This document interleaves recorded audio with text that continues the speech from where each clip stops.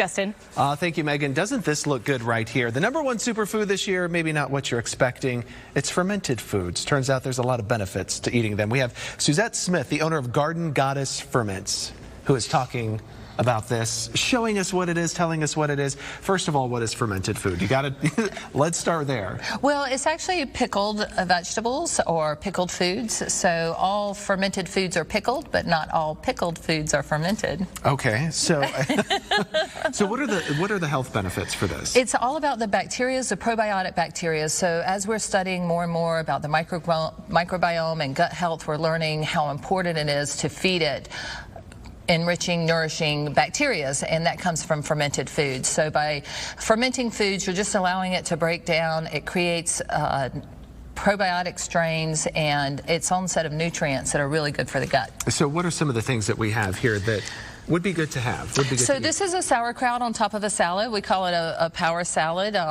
It's a great replacement for dressings. We've got avocado toast, and this is on top of cheese crackers, which is very keto friendly. So that's a cowboy kick toast. Very easy to incorporate. 1 to 2 tablespoons a day can actually get you your probiotic requirements to feed your gut. Really? Yes, and there's some strains of bacteria that you can only find in fermented foods. So you want to start incorporating a fermented food really at every meal. Here we've got cultured dairies and butter, sour creams, cream cheese. And so does some of this stuff, it's all pickled, like the cream cheese and stuff like that? Does that, what's the taste? Is it quite different? Well, yeah, it tastes like cream cheese, but they've actually added cultures to it, allow it to ferment. And back in the day, before we industrialized our food, fermentation was actually a way to preserve foods. Okay, so we have sauerkraut. That's one of the things that... That's my favorite. That's your favorite? Of course, yes. So these are sauerkrauts, 3 different flavors that we have at Garden Goddess, and you can find them at ggferments.com. But these are very popular. They're each got their own personality, and really just having a tablespoon a day, again, with a meal is really beneficial for the gut. And then we have pickled beets. This is Beet Kvass. Beet Kvass has actually been around since the mid-5th or 6th century. The Eastern Europeans called it a cure-all, and it's been a game changer for our customers here. It eliminates yeast and fungus in the gut. It alkalines the gut. It reduces sugar cravings like crazy.